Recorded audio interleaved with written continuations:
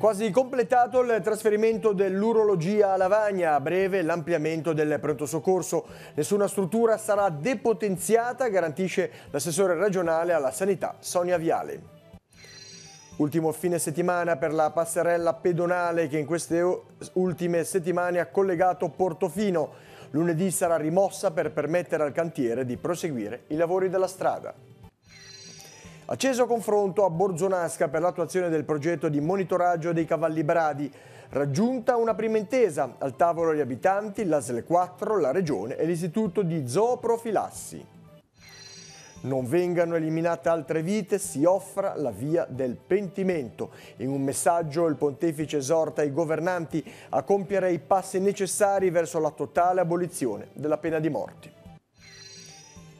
L'animazione liturgica è testimonianza di vita e di fede. Incontro al villaggio del ragazzo tra vescovo e chi si occupa di liturgia nell'ambito della visita pastorale al vicariato di Sturla e Graveglia. La bocciofila chiavarese batte 15-11 il 90 e resta aggrappata ai play-out, ridotto il distacco con la terzultima a 4 gare dalla fine del campionato di Serie A. Buonasera a tutti gentili telespettatori, benvenuti nei nostri studi. La fase operativa della riorganizzazione della rete ospedaliera sta entrando nel vivo. Quasi completato il trasferimento dell'urologia a Lavagna, dove ha fatto visita al nuovo reparto l'assessore regionale alla sanità Sonia Viale. Prossimo step sarà l'otorino-laringoiatria e l'ampliamento del pronto soccorso. A margine dell'inaugurazione di un nuovo impianto telecomandato per la radiologia abbiamo fatto il punto sulla situazione e servizio. Nel contesto della riorganizzazione della rete ospedaliera dell'ASL 4, il trasferimento di alcuni reparti in atto in queste settimane rappresenta un primo mattoncino messo a dimora per la realizzazione del DEA di primo livello. A rilevarlo il presidente del Comitato Assistenza Malati Tigullio a margine dell'inaugurazione di un nuovo impianto telecomandato per il reparto di radiologia.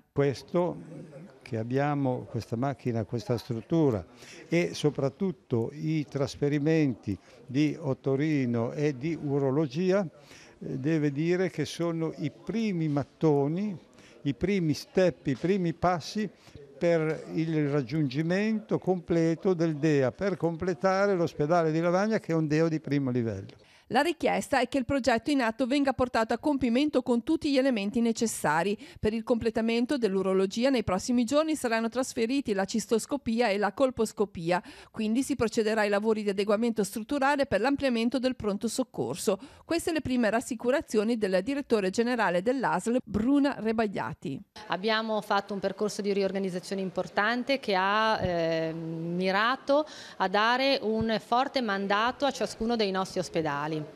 Questo ci ha permesso non soltanto di concentrare all'interno dell'ospedale di Lavagna, sede del DEA di primo livello, tutte le specialità che devono essere presenti per norma al suo interno, ma soprattutto di permettere ai nostri professionisti, ma soprattutto assicurare ai nostri pazienti le migliori condizioni. Il piano regionale, prima ancora il progetto stilato nel 2015 dal Comitato Assistenza Malati Tigullio, volge lo sguardo ai grandi bisogni del futuro, pazienti anziani e cronici per i quali l'obiettivo è realizzare una sanità a chilometro zero. Dobbiamo ovviamente ottimizzare le nostre risorse, concentrare quindi qualità, personale adeguato in questi nostri ospedali, sui quali anche stiamo facendo degli importanti interventi di edilizia anche per metterli a norma. Quindi Sestri non è dimenticato? Ma assolutamente no, un luogo vicino a casa dove vengono date tutte le risposte a bisogni territoriali qualificati in reparti che si occupano di temi legati proprio ai derivanti dal territorio. Penso che sia stata una scelta strategica. Io fossi un amministratore locale di quei territori sarei molto contento.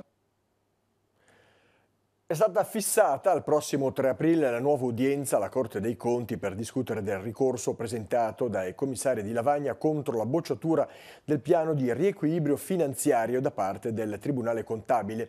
I giudici hanno infatti chiesto alla Commissione prefettizia di depositare dei documenti integrativi. Sarà questo l'ultimo fine settimana in cui si potrà calcare la passerella pedonale che nelle ultime settimane ha permesso di raggiungere Portofino.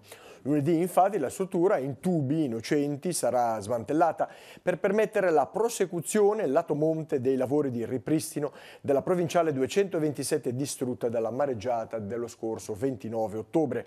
Ad oggi i lavori hanno completato la sistemazione della parte a mare della carreggiata che è stata asfaltata. Sabato i lavori effettueranno una pausa, questo consentirà l'apertura della passerella pedonale a tutti e senza fasce orarie, così come avviene sempre la domenica. Anche il servizio degli autobus di ATP sarà attivo tutto il giorno, sia sabato sia domenica.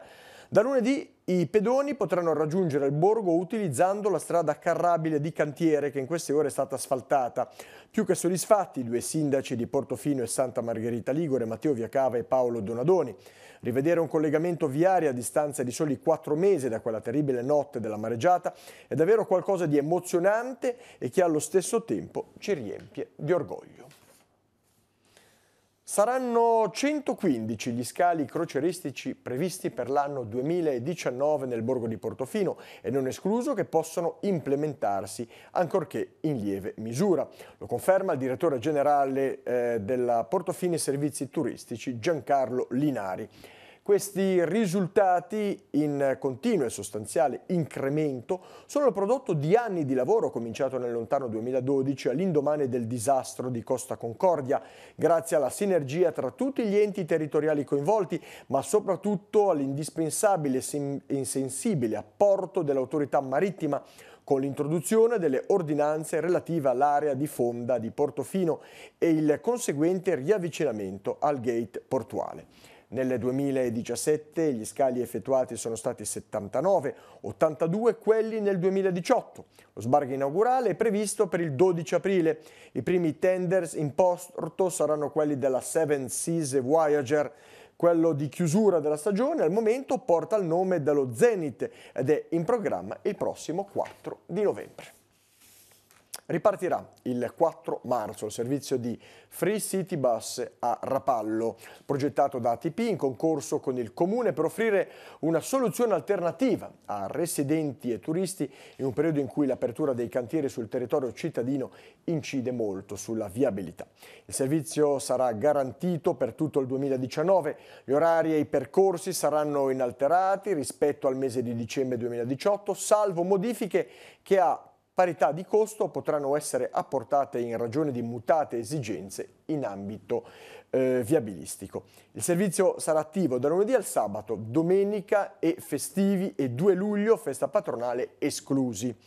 La novità rispetto allo scorso anno è rappresentata dall'impiego dei mezzi. Verranno utilizzati per il servizio 2 navette gemelle da 30 posti, ossia 10 posti in più, ma a costi invariati per il Comune rispetto ai veicoli impiegati in precedenza. Massimiliano Colombi è il nuovo presidente di Ascom Rapallo Zoagli. Il nuovo consiglio direttivo eletto dall'Assemblea, che si è riunita nella giornata di ieri, è composto invece da Alessio Benvenuto, Massimo Busco, Alessandro Cuore, Ivano Erba, Giovanni Enrico, Fabrizio Fazzini, Francesca Ferrera, Roberto Musu, Eva Pastene e Ornella Traverso. Consigliere cooptato è Piero Rossi. La settimana prossima il direttivo si riunirà per assegnare gli incarichi e stabilire le linee guida della delegazione. Il Comune di Sesti Levante tornerà a gestire direttamente il sistema dei parcheggi a pagamento. Lo farà attraverso l'affidamento a Mediaterraneo Servizi con 2 obiettivi: rendere più semplice il coordinamento dell'attività sul tema e garantire risorse da reinvestire in un nuovo sistema di modifica e di mobilità e di sosta più efficace e funzionale. In via transitoria, fino a fine anno, la società è interamente partecipata dal Comune e si occuperà dunque della gestione del sistema di sosta, attivando da subito sistemi informatici come le app che consentiranno integrazione del gettito e minori costi, mentre la Polizia Municipale sarà incaricata del controllo della sosta. Questa attività avverrà grazie all'integrazione di almeno 3 nuovi agenti che andranno a potenziare anche il controllo del territorio e i cui costi saranno sostenuti dalla previsione degli incassi derivanti dalla sosta a pagamento. Sarà inoltre incaricato un soggetto specializzato nel settore per la redazione e la presentazione entro il 30 di settembre, di un progetto per la riorganizzazione del servizio di gestione delle aree di sosta a pagamento sul territorio del comune di Sesti Levante.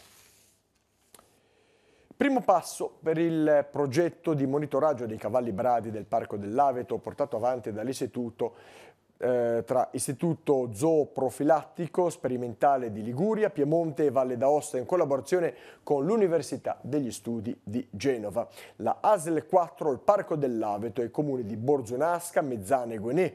Questa mattina a Borzonasca si è svolto un confronto con gli abitanti e i proprietari dei terreni della zona. Vediamo.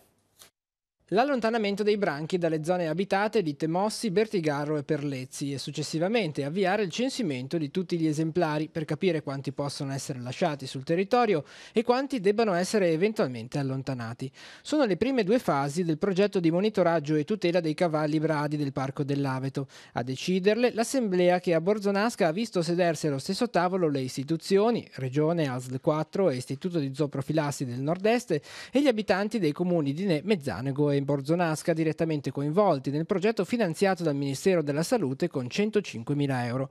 Una riunione dai toni accesi che ha fatto emergere un malessere radicato tra chi abita a stretto contatto con questi esemplari, la cui presenza è sì un potenziale turistico da sfruttare, ma anche un problema quotidiano da affrontare. La cosa che è emersa con forza è che i proprietari dei terreni privati, i cavalli non li vogliono, insomma.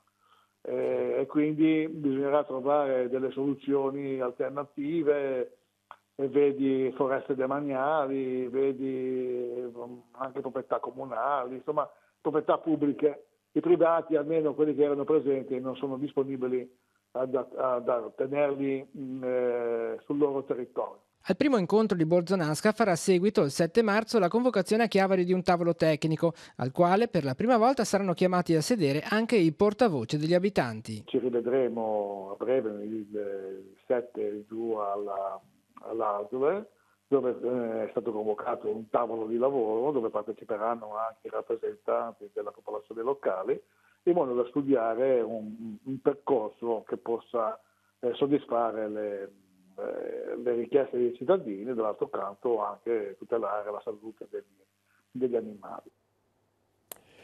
Il Papa interviene sul tema della pena di morte. Non vengono eliminate altre vite, esorta, ma si offra la via del pentimento.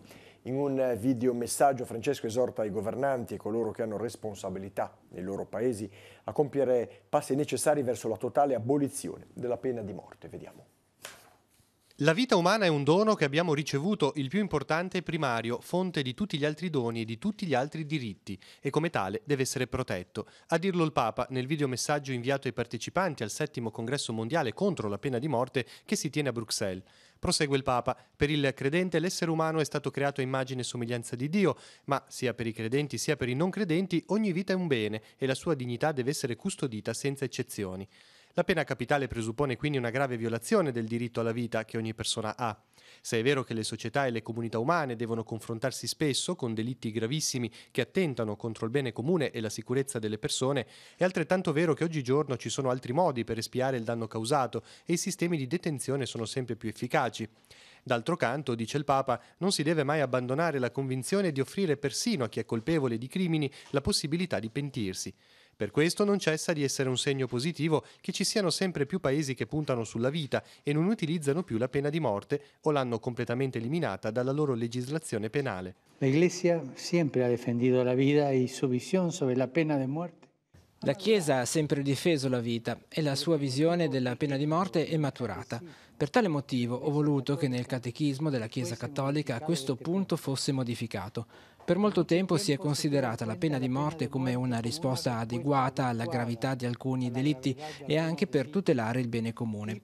Tuttavia, la dignità della persona non si perde anche quando ha commesso il peggiore dei crimini. A nessuno si può togliere la vita né lo si può privare dell'opportunità di poter abbracciare nuovamente la comunità che ha ferito e che ha fatto soffrire. Abbracciare di nuovo la comunidad a la que hirió e hizo sufrir. L'elemosiniere pontificio il cardinale Konrad Krajewski è in partenza per Bangui in Centrafrica, dove sabato 2 marzo inaugurerà la nuova struttura sanitaria pediatrica ristrutturata e ampliata per volontà di Papa Francesco, con un intervento finanziato dalla Santa Sede affidato alla progettazione e alla cura dell'ospedale Bambin Gesù. Al 12 luglio 2017 risale la posa della prima pietra del nuovo presidio sanitario in vista di una ristrutturazione dei locali esistenti e la realizzazione di un centro terapeutico dedicato ai bambini malnutriti. Con l'inviato del Papa saranno presenti nella Repubblica Centrafricana la presidente del nosocomio romano, Mariella Enoch, il comandante del corpo della Gendarmeria Vaticana, Domenico Gianni, che in questi anni ha promosso varie iniziative di solidarietà e di raccolta fondi in favore della capitale del Centrafrica, culminate nel concerto di Claudio Baglioni tenutosi il 17 dicembre 2016 nell'aula Paolo VI in Vaticano. Veniamo ora in diocesi, nuova tappa ieri sera a San Salvatore di Cogorno della visita pastorale del vescovo diocesano al vicariato delle valli Sturla e Graveglia. Monsignor Tanasini ha incontrato i fedeli che si occupano della liturgia. Vediamo. La formazione liturgica non è solo per gli addetti ai lavori, ma aiuta a far sì che i gesti che si compiono, ad esempio durante la messa, diventino testimonianza di vita e di fede. Sono tanti coloro che svolgono un servizio legato alla liturgia, ministri straordinari dell'Eucaristia, lettori, cantori, ma anche chi si prende cura della Chiesa, intesa come edificio, e chi in generale offre il proprio aiuto durante la messa. I ministri straordinari della Comunione sono un buon numero, sono più di 300, che operano in tante nostre comunità parrocchiali e ce ne sono 12 che attualmente sono in formazione, che verranno istituiti ministri nella prossima giornata dei ministeri nel mese di marzo. Ci sono molti che stanno facendo il corso da lettori che si svolge a livello vicariale e ci sono tante persone interessate alla liturgia a 360 gradi. L'animazione liturgica è un desiderio del cuore, l'adesione è libera. Solo nel caso del ministro straordinario dell'Eucaristia, infatti, è il parroco che, intercettato il bisogno di alcune persone, ne parla con loro e ne informa gli uffici della diocesi. In ogni caso si può sempre partecipare ai corsi di formazione offerti dalla Chiesa chiavarese. Sono tutti incontri che poi vanno nella grande programmazione annuale che a settembre allestiamo e che poi proponiamo alla diocesi, quindi la partecipazione al di là dei ministri straordinari della Comunione per tutti gli altri è libera, anzi un desiderio di approfondire, di conoscere nuove cose è già un buon punto di partenza. Di questi temi si è parlato ieri sera al Villaggio del Ragazzo durante l'incontro tra il Vescovo e coloro che si occupano della liturgia in occasione della visita pastorale al vicariato delle Valli Sturla e Graveglia. Il mio compito con povertà è quello di andare a trovare i malati e portare quello che possiamo definire la più grossa cosa, il Signore, a chi non può andare alla domenica messa o chi è solo ammalato. Come di consueto, il giovedì apriamo la nostra finestra sull'arcidiocesi genovese. La linea va alla redazione del Cittadino per vedere gli appuntamenti più significativi che si sono svolti o sono in programma nei prossimi giorni. Linea Genova. Benvenuti nella redazione del Cittadino a Genova. Nel corso dell'inaugurazione dell'anno giudiziario del Tribunale Ecclesiastico avvenuta recentemente in diocesi, Monsignor Paolo Rigon, vicario giudiziale, ha annunciato l'apertura di un servizio di accoglienza pastorale per i separati, che si troverà in curia presso l'ufficio famiglia. All'interno dell'ufficio sarà a disposizione su appuntamento telefonico una persona che farà da accoglienza al fedele con problemi di separazione, di divorzio e di secondo matrimonio civile o convivenza. L'ufficio osserva il seguente orario: il lunedì pomeriggio dalle 14:30 alle 16:30 e il mercoledì mattina dalle 9 alle 12. E veniamo adesso ad alcuni appuntamenti in programma nei prossimi giorni. Venerdì 1 marzo, giornata nazionale del risparmio energetico Mi illumino di meno. Anche il Movimento Ragazzi con l'Ufficio Migrantes aderisce a questa campagna con una serata dedicata alla sensibilizzazione al risparmio energetico e alle piccole pratiche da adottare nella quotidianità. Appuntamento alle 18:30 nella sede del movimento in Salita Oregina 48. Partecipando alla serata si sostengono anche i progetti di doposcuola per i ragazzi delle scuole elementari e delle superiori, portati avanti ogni anno dal Movimento Ragazzi. E ora 2 appuntamenti per sabato 9 marzo. In seminario si svolge la giornata di spiritualità e preghiera per le famiglie, in contemporanea con le altre diocesi liguri. L'inizio è alle ore 10 e alle 12 l'intervento del Cardinale Bagnasco. E sempre sabato 9 marzo alle 15:30 alla Sala Quadrivium si potrà ascoltare la testimonianza del fondatore dell'associazione Mary's Meals, I Passi di Maria, invitato a Genova da Caritas Diocesana e dai gruppi di preghiera Regina della Pace. L'associazione, nata nel 2002, garantisce oggi un pasto a oltre 1 milione di bambini in 40 scuole in tutto il mondo. Un pasto a scuola, dice il fondatore di Mary's Meals, blocca la fame, aumenta l'educazione e favorisce la presenza a scuola. Bene, da Genova era l'ultima notizia, ora la linea può tornare a Chiavari. Arrivederci alla prossima settimana. Grazie, torniamo in studio. I carabinieri la fermano per un controllo, lei li colpisce con alcuni calci rivolgendogli frasi offensive e minacciose. Il fatto è avvenuto in zona San Pier di Cana Chiavari. La donna, una straniera, 35enne, con precedenti, è stata arrestata per resistenza a pubblico ufficiale e rifiuto di dare indicazioni sulla propria identità. Stamani è stata processata con rito direttissimo. Ancora cronaca, 3 stranieri, 2 33enni e il complice di 30 anni sono stati denunciati per furto aggravato in concorso. I 3 sono stati individuati dai carabinieri di Sessi Levante insieme alla polizia municipale, controllando le immagini della videosorveglianza comunale. E i 3 sono ritenuti dai militari gli autori di un furto avvenuto di notte alcuni mesi fa all'interno di un negozio di frutta e verdura a Sessi Levante. Nella stessa occasione, in via Dante, avevano rubato una mountain bike. I temi dell'economia adesso. L'Agenzia delle Entrate ha messo in guardia i contribuenti su nuovi tentativi di truffa realizzati tramite invio di email con oggetto del tipo notifica in merito a debito, atto numero, provenienti da un emittente denominato servizi finanziari. Nella comunicazione si avvertono gli utenti di un presunto debito e invitano a consultare una lettera allegata recando in calce i riferimenti telefonici reali di uffici dell'Agenzia delle Entrate.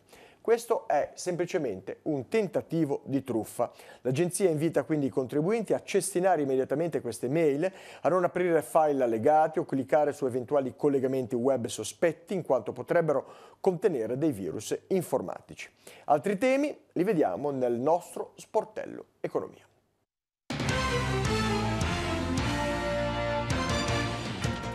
Entrerà in vigore il 1 marzo, sarà valida fino al 31 dicembre 2021, l'imposta che interessa i possessori di veicoli della categoria M1, ovvero automezzi destinati al trasporto di persone aventi come massimo 8 posti a sedere oltre al sedile del conducente, che superano la soglia dei 160 grammi di CO2 per chilometro. Chi acquista, anche tramite leasing, un'auto nuova di fabbrica o ne immatricola in Italia una della stessa categoria già immatricolata in un altro stato, deve dunque pagare un'imposta in funzione del numero dei grammi di biossido di carbonio emessi eccedenti il limite indicato. Sono esonerati i veicoli a uso speciale, ossia quelli destinati a svolgere funzioni che richiedono un adattamento della carrozzeria e attrezzature speciali, inclusi quelli con accesso per sedie a rotelle. Il versamento dell'ecotassa deve essere effettuato dall'acquirente o da chi richiede l'immatricolazione tramite il modello F24 Elide, indicando il codice tributo 3500 in corrispondenza delle somme indicate nella colonna Importi a debito versati. Sono state prorogate numerose scadenze fiscali previste in questo periodo dell'anno. Slitta al 30 aprile il termine del 28 febbraio per trasmettere lo spesometro, la comunicazione dei dati delle fatture emesse e ricevute relative al terzo e al quarto trimestre 2018, ovvero per chi ha optato per l'invio con periodicità semestrale al secondo semestre 2018.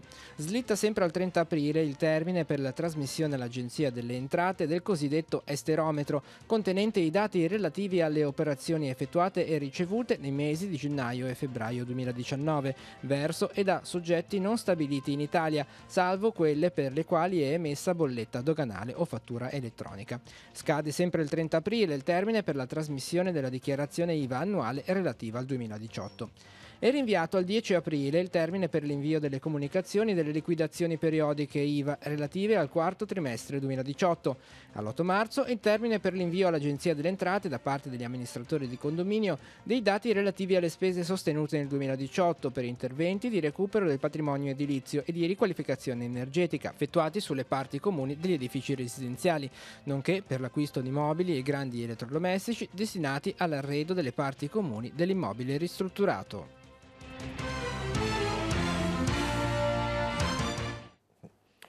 Bene, torniamo in studio. Il governo ha stanziato per la Liguria 385 milioni di euro nel triennio 2019-2021. Si tratta di fondi per rispondere all'emergenza, quindi per il ristoro dei danni subiti dalla Liguria nell'ultima mareggiata di fine ottobre, ma anche per il contrasto e la prevenzione del dissesto idrogeologico. Ringraziamo il Presidente del Consiglio Giuseppe Conte, il Capo della Protezione Civile Angelo Borrelli per aver raccolto le nostre richieste e per l'attenzione dimostrata verso la nostra regione dopo gli ultimi danni provocati dal maltempo. Così ha dichiarato il Presidente della Regione Liguria Giovanni Toti dopo l'incontro di questa mattina dei Presidenti delle Regioni col Presidente del Consiglio Conte per il riparto dei fondi del Piano Nazionale contro il dissesto idrogeologico. I 385 milioni di euro della Liguria si dividono in 150 milioni per il 2019, 120 per il 2020 e 115 per il 2021. A questi fondi relativamente al 2019 si devono sommare quelli già stanziati e ripartiti, cioè gli 8 milioni concordati con un emendamento alla legge di stabilità per le opere di difesa mare e i 6,5 legati al riconoscimento dello stato di emergenza dopo il maltempo di fine ottobre e novembre 2018. Prima Chiavari, poi il Tigullio, adesso l'intera Liguria. Prende sempre più campo lo Startup Contest organizzato dall'Associazione Tigullio Crea Impresa in collaborazione con Y-Lab. La grande novità di questa terza edizione è proprio questa, Liguria Crea Impresa, ovvero una dimensione ancora più ampia, più città e istituzioni coinvolte, più soggetti tra i relatori, più occasioni per chiunque abbia un'idea imprenditoriale e voglia condurla al successo. Il contest ha preso ufficialmente il via oggi con la presentazione a Genova nella sede della Regione Liguria. È raggruppato in aree tematiche, ambiente, food e turismo e blue economy. L'anno scorso per Tigullio Crea Impresa sono giunte 120 candidature, di cui 80 dalla Liguria, 27 sono state le idee selezionate per il percorso formativo, tra le vincitrici assolute. Il 22 marzo si terrà l'annuncio dei progetti selezionati dall'apposita commissione di esperti. I progetti prescelti parteciperanno ai 2 Design Thinking Weekend in programma rispettivamente il 30 e il 31 marzo e il 6 e il 7 di aprile. Il 13 aprile, infine, a Chiavari la selezione delle idee vincitrici. Oggi è la giornata per le malattie rare. Maria Litani, presidente regionale di AISA, Associazione Italiana Sindromi Atassiche, lancia una sfida: provare a conoscere la realtà di vita delle persone affette da malattie rare e delle loro famiglie. Solo se guardi negli occhi una persona ed ascolti le sue emozioni, attese, fatiche, le sue speranze, i suoi successi e le difficoltà, le sue parole potranno raggiungere la tua testa e il tuo cuore e diventare qualcosa di reale. Così scrive la Litani, chiedendo di invitare un malato raro o un suo familiare a una riunione qualsiasi, consiglio comunale, incontro parrocchiale, messa, riunione di partito, associazioni, e comunque ascoltarlo. Con il tema Esperienza d'artista torna a Chiavari dal 25 al 28 aprile la Mostra del Tigullio, giunta alla sua 159esima edizione. Dopo l'edizione 2017 ambientata nel porto turistico, quest'anno la manifestazione ritorna nel Salotto Cittadino, il centro storico, con le sue piazze e i suoi palazzi.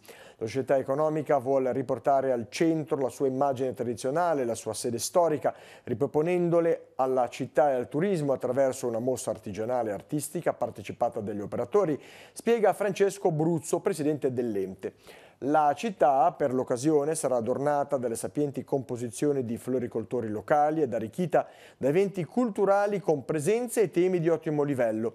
Saranno i prestigiosi spazi della sede storica della società economica in via Ravaschieri, nel cuore del centro storico cittadino, a fare per 4 giorni da cornice a un percorso espositivo che sarà il fulcro d'edizione 2019 che punta a segnare un ennesimo punto di svolta nella fruizione e nella promozione della bellezza Made in Tigullio.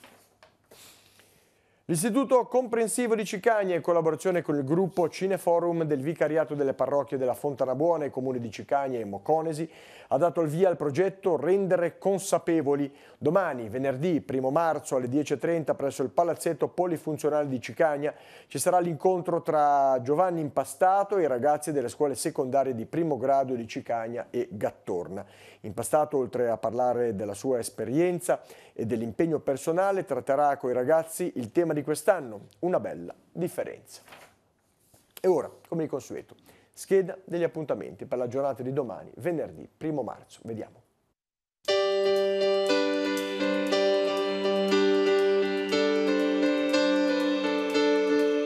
Appuntamenti in agenda per venerdì 1 marzo. Alle 16, al punto d'incontro di Via Franceschi a Chiavari, soci e lavoratori Coop racconteranno la loro esperienza in Sicilia nelle terre confiscate alle mafie. Ci sarà anche Marcello Scaglione, volontario di Libera e nipote del magistrato Pietro Scaglione, ucciso dalla mafia nel 1971. Continua il corso di formazione per volontari dell'Avo Monte di Portofino. Relatrice sarà Carla Loddi, direttrice della residenza protetta Pellerano Rainusso. L'inizio alle 16 nei locali di casa Monsignor Solimano a Santa Margherita Ligure. Alle 16, per i corsi di cultura di Chiavari, Silvana Ricobello parlerà della buona provincia. L'appuntamento in Sala Livellara in Via del Pino. E sempre alle 16, nuova lezione all'Accademia Culturale di Rapallo. A Villa Quairolo, Luca Perego tratterà l'argomento Tecnocrati versus Autocrati. Alle 16:30 a Palazzo Tursi di Genova sarà celebrato il Giorno del Ricordo con testimonianze dell'esodo giuliano-dalmata. Tra gli ospiti Fulvio Moraz, consigliere dell'Associazione Nazionale Venezia Giulia e Dalmazia. Alle 17:30 a Palazzo Ducale di Genova, incontro sul tema Gioco d'azzardo e salute della comunità. Ne parleranno tra gli altri Carlo Brusco, già presidente di sezione della Corte di Cassazione, Gabriele Verrone dell'Associazione San Marcellino e l'esperto di dipendenze Giorgio Schiappacasse. Nuovo incontro informativo a Zoagli sul sistema di raccolta differenziata. La riunione inizierà alle 20:30 all'Agriturismo Cerisola 2003 di Semorile. Alle 20:45 nella biblioteca di Lavagna Valeria Corciolani presenterà il suo libro Amali estremi e Francesco Brunetti parlerà del suo Dovevo morire per farti vivere. Il ricavato della serata sarà devoluto alla famiglia di Michaela Cheli. E infine meteo, previsioni a breve e lungo termine è il tema che sarà affrontato negli spazi della Proloco di Via Palermo a Ovada. Ne parlerà Giuseppe Giancotti di Limet, l'inizio alle 21.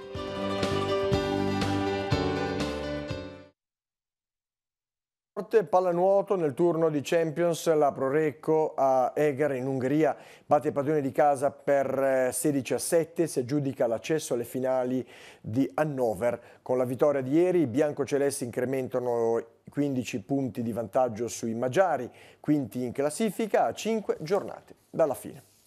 Parliamo di bocce. Oggi nella quartultima giornata di campionato in Serie A la Bocciofila Chiavarese ha battuto in casa 15-11 il Noventa, un risultato importante che permette ai chiavaresi di rimanere in corsa per i play-out. Vediamo. Vittoria doveva essere e vittoria è stata, così la Bocciofila chiavarese ha ridotto lo svantaggio in classifica ed ora è a un solo punto dalla terzultima. Con 4 gare alla fine del campionato, gli uomini di Antonello Solari possono sperare di giocare i play-out. Dopo la gara di sabato, infatti, il Noventa è a 7 punti e i chiavaresi a 6. Avendo battuto in casa proprio il Noventa, il distacco non si è allargato, cosa che avrebbe di fatto aperto le porte della B, in quanto il regolamento prevede che con 5 punti di distacco la penultima in classifica retrocede direttamente. Certo, l'ideale per i chiavaresi sarebbe superare il Noventa, poiché la terzultima gioca i play-out in casa. Ora il calendario non è dalla parte dei verde-blu, anzi sembra favorire proprio il Noventa. Tuttavia nel match di sabato la squadra ha mostrato di avere margini importanti di miglioramento. I miei ragazzi dirò che sono stati bravi innanzitutto, perché non è facile giocare il tuo campionato e giocarsi pochi incontri alla portata. Adesso abbiamo davanti delle trasferte, degli incontri proibitivi contro delle superpotenze che sono molto più attrezzate di noi. Il nostro obiettivo sarà quello di far bella figura, poi verranno le partite in cui ci giocheremo l'anno completamente, ma su questo penso che non abbia da dover raccomandare niente ai ragazzi, tanto si meritano il plauso di essersi dedicati, si sono approcciati bene questa settimana, sono stati bravi.